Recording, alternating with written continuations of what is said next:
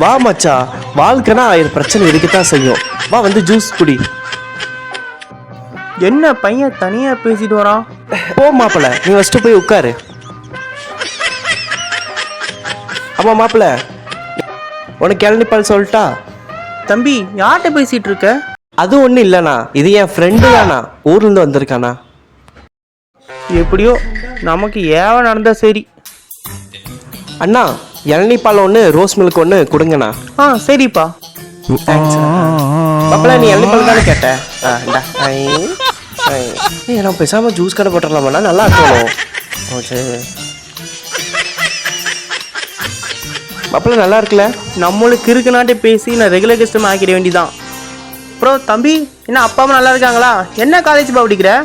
அப்புறம் தம்பி, நம்ம கடைக்கு அடிக்கடி வா, ஃபேமிலியோட வா, நம்ம நிறைய வெரைட்டிஸ் இருக்கு. அப்படி பேசிட்டு இருங்க, மாப்பிள்ள காசை கொடுத்துருவாங்க. சரி மாப்பிள்ள, கொடுத்துட்டு வந்துரு.